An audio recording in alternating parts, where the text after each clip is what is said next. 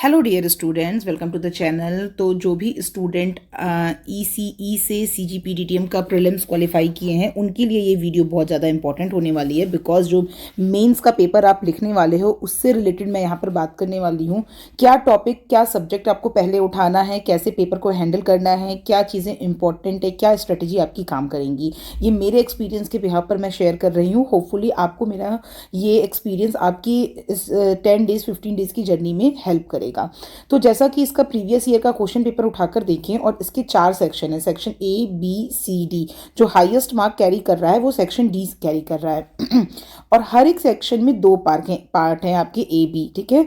और आप ये देखोगे 3 क्वेश्चंस हैं, तो आपका 12 मार्क्स, ठीक है। एक क्वेश्चन आपका 12 मार्क्स का है, यानी आप मान के चलो इस पर्टिकुलर सेक्शन में बात कर रहे हैं तो 6 मार्क्स के एक एक क्वेश्चन हैं। टोटल 12 मार्क्स हो गया सेक्शन, मतलब एक क्वेश्चन के लिए 12 मार्क्स, सेकंड क्वेश्चन के लिए टोटल 36 मार्क्स यहाँ से स्कोर हुआ। सेम इसी तरीके से देखो, अब पेपर का जो मार्क्स है वो बढ़ता जा रहा है। टोटल आपकी 300 मार्क्स का ये आपका पेपर तैयार होगा।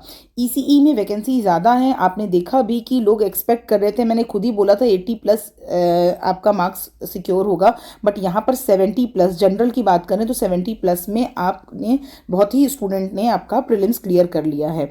अब कितने स्टूडेंट्स मेंस लिखते हैं उसमें से भी बहुत बातें होंगी। कुछ बच्चों के आपके सेमेस्टर एग्जाम चल रहे होंगे, कुछ बच्चों का जॉब होगा। आप फिलहाल इस चीज़ पे फोकस करो कि कौन सा सब्जेक्ट है जहां से आप मैक्सिमम नंबर को स्कोर कर सकते हो।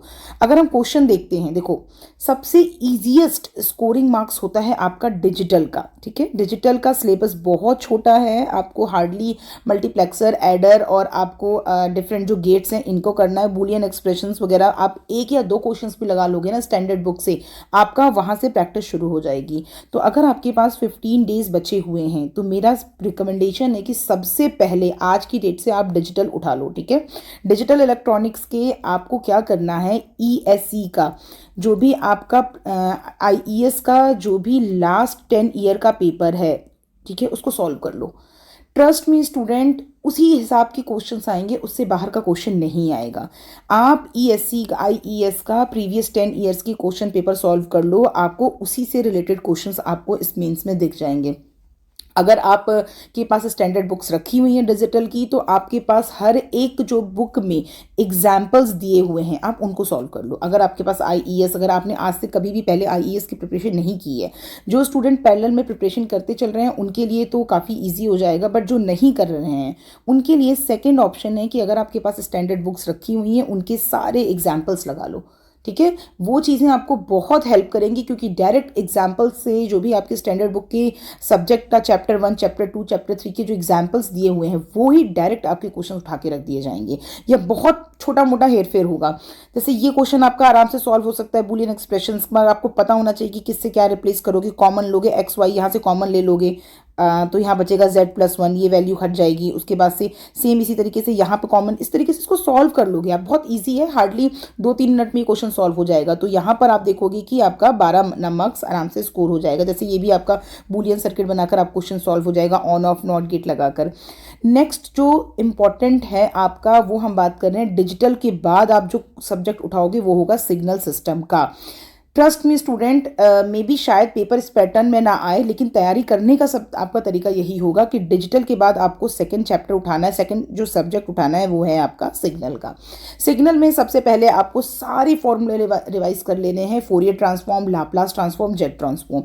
बिल्कुल ये क्वेश्चन जो है ना, अगर आपने सिग्नल सिस्टम पढ़ा होगा तो सेकंड थर्ड क्लास में क्वेश्चन करा दिया जाता है कि whether indicate it is an energy signal और अ पावर सिग्नल, ठीक है। और उसके बाद से इसकी सिग्नल एनर्जी और सिग्नल पावर निकाल कर दिखाना है। तो आप सीधे यहाँ पर आप फॉर्मूला लगाते हो, जो इसको आप फोरियर की से भी कर सकते हो, आप इसको लाप्लास ट्रांसफॉर्म से भी कर सकते हो। तो आप सिंपली इसको फॉर्मूला निकाल लेते हो। अगर आपने ऐसे क्वेश्चंस प्रैक्टिस किए हैं तो ये आपका 24 मार्क्स ना गिफ्टेड मार्क्स होगा। तो डिजिटल के बाद आपको सॉल्व करना है सिग्नल को, ठीक है। नेक्स्ट क्वेश्चन देखते हैं। हाँ देखो, अगेन ये तो सेम ही क्वेश्चन हो गया आपका। उसके बाद से देखो अगेन सेम क्वेश्चन पूछा गया है आपके डिजिटल का। ये पूरा जो फर्स्ट और सेकंड और थर्ड आया, ये पूरा ही यानी जो मार्क्स के हैं ये आपके सिग्नल और डिजिटल से कंपेस्ट किए हैं। इसको भी आप आराम से बूलियन एक्सप्रेशन को सॉल्व कर लोगे, बशर्ते आपको जो बेसिक प्रॉपर्टीज हैं बूलियन एक्सप्रेशन की वो पता होनी चाहिए। तो ये सारे क्वेश्चन आपकी गिफ्टेड क्वेश्चन है जहां पर आपको अटैक करना है। मतलब आपको अगर सब्जेक्ट रिवाइज करना है तो सबसे पहले डिजिटल का बूलियन एक्सप्रेशन, एडर, मल्टीप्लेक्सर के क्वेश्चन को आपको सॉल्व कर लेना है। इसके बाद अगर हम बात करते हैं तो आप नेक्स्ट सब्जेक्ट उठाओगे नेटवर्क का। ठीक है, देखो ये एनालॉग टू डिजिटल कन्वर्टर जो मैं आपसे बता रही हूँ ये भी आपका डिजिटल का ही क्वेश्चन है। ठीक है, तो डिजिटल और सिग्नल इलेक्ट्रॉनिक्स के सबसे बेस सब्जेक्ट कहे जाते हैं, कोर सब्जेक्ट कहे जाते हैं। तो इन दोनों क्वेश्चंस को आपको, इन दोनों टॉपिक्स को बिल्कुल नहीं छोड़ना है। एक एक दिन बैठोगे पूरा रिवाइज हो जाएगा आपको। एक दिन में अगर आपने 8 घंटे सिग्नल को दे दिया ना और आपने प्रीवियस IES के क्वेश्चंस लगा लिए, ये आपका सब्जेक्ट डन हो जाएगा। फिर मैं आपसे बात करती हूँ, उसके बाद आप उठाओगे नेटवर्क में। नेटवर्क में आपको सॉल्व करना है voltage, resonance, circuit resonance, RLC circuit से रिलेटेड न्यूमेरिकल क्वेश्चंस जरूर सॉल्व कर लेने हैं। ठीक है, थ्योरम बेस्ड क्वेश्चन मुझे नहीं लगता है पूछा जाएगा, बट स्टिल आपको थ्योरम लगानी आनी चाहिए। थेवेनिन थ्योरम, नॉर्टन थ्योरम, ये सारी चीज़ें आपको लगानी आनी चाहिए। स्टेडी कंडीशंस क्या होती हैं, ये सारी चीज़ें आपको पता होनी चाहिए। देखो वंस अगेन जेड का ट्रांसफॉर्म का फिफ्थ क्वेश्चन 5 है और ये कितने मार्क्स का, ये कितना ज़्यादा आपको मार्क्स स्कोर करा रहा है आप ये देखना। सेक्शन बी में अगर हम बात करते हैं, सेक्शन बी में 20 मार्क्स के क्वेश्चंस हैं। ठीक है, ये सेक्शन जरूर याद रखना।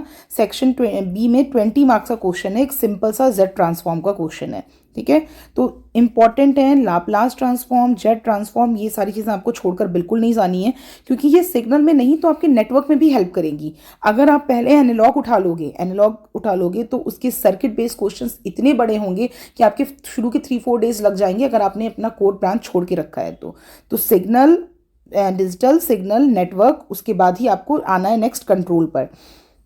अब यहाँ पर देखो ये सारे सिस्टम आपके, ये क्वेश्चन बेसिक सिग्नल से ही लग जाएंगे। Find the current flowing through a capacitor and plotted whether the voltage across the capacitor is represented by this signal. ठीक है, तो ये वोल्टेज और सिंपली फॉर्मूला लगाओगे C=V/Q, बट इसको आप इसके थ्रू निकाल कर इसमें आंसर रखोगे।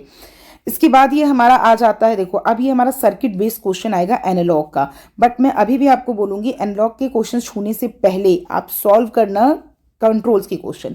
कंट्रोल सिस्टम एक ऐसा मतलब आपका स्कोरिंग सब्जेक्ट रहेगा ना कि यहाँ पर भी देखो लाप्लास ही यूज हो रहा है। अगर आपने बेसिक सिग्नल का लाप्लास पढ़ा हुआ है और कंट्रोल के 1-2 ब्लॉक डायग्राम वाले क्वेश्चंस कर लिए हैं, जैसे स्टेडी स्टेट एरर निकालना, और ये ऐसे ही क्वेश्चंस आपके रिपीटेशन में आएंगे और ऐसे ही क्वेश्चंस आपको IES में भर भर के मिल जाएंगे। तो आपको क्या करना है, कंट्रोल का ये जो टॉपिक है, block diagram, mason gain formula, frequency response निकालना, ये सारे क्वेश्चन को बहुत ही अच्छे से कर लेना है। और उसके बाद टच करना है आपको एनालॉग का। एनालॉग का पार्ट बहुत बड़ा है, इनकेस आपके पास टाइम नहीं भी बचता है 20-21 तारीख तक, तो स्टिल अगर आपने इन सारे सब्जेक्ट पे अपनी पकड़ मजबूत कर ली है, डिजिटल, सिग्नल, नेटवर्क और कंट्रोल, तो एनालॉग के छोटे छोटे क्वेश्चंस करके भी आप अपना मतलब कट ऑफ के पास काफ़ी हद तक पहुंच सकते हो। ठीक है, तो ये मेरा रिकमेंडेशन रहेगा कि सबसे पहले आपको डिजिटल, सिग्नल, नेटवर्क और कंट्रोल को कंप्लीट करना है। ठीक है, तो ये सारे क्वेश्चंस मैं अभी आपको 1 बाय 1 भी करूँगी। देखो थेवेनिन रेजिस्टेंस पूछने के लिए आ गया, ये आपका नेटवर्क से लिया गया क्वेश्चन है। तो थ्योरम का डायरेक्ट थ्योरम का डेरिवेशन नहीं आया है इस बार भी, मुझे उम्मीद है कि डेरिवेशन कम से कम पूछा जाएगा, बट हाँ लाप्लास और जेड ट्रांसफॉर्म की जो प्रॉपर्टीज़ हैं उनको आपको बहुत अच्छे से करके जाना होगा। So these are the topic जिसको आपको छोड़ के नहीं जाना है। एनालॉग सिस्टम थोड़ा वास्ट है, तो इसके लिए आप लेट में इसको उठाना। Mason gain formula, control system के स्टेडी स्टेट, ट्रांजिएंट रिस्पॉन्स के क्वेश्चंस आपको ज़रूर करके जाने हैं।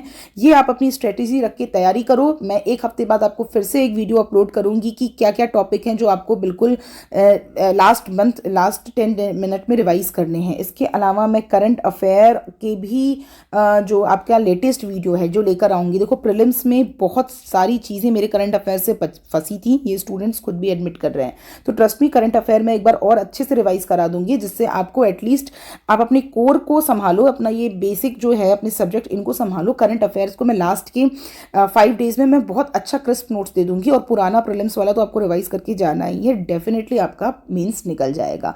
आप ये मत समझो कि कम टाइम बचा है आपके पास प्रिपरेशन का, ऐसा बिल्कुल भी नहीं है।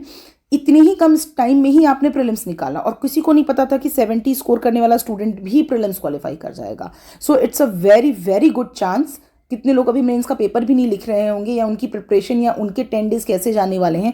आप अपने 10 डेज को बिल्कुल घर में लॉक कर लो और अपना एक एक सब्जेक्ट उठाकर बिल्कुल इसके एग्जाम्पल्स को अच्छे से 2-2 5-5 बार लिख डालो, अच्छी अच्छी हैंडराइटिंग में। हैंडराइटिंग बहुत ज़्यादा इंपॉर्टेंट रोल प्ले करेगा डियर स्टूडेंट। तो इस चीज़ को ध्यान रखना कि जब आप सॉल्व कर रहे होगे तो बिल्कुल अपने आप को उस 3 घंटे में एकदम अच्छे से आपको अपने आप पे कमांड करके पेपर को सॉल्व करना होगा। So all the very best, thank you so much.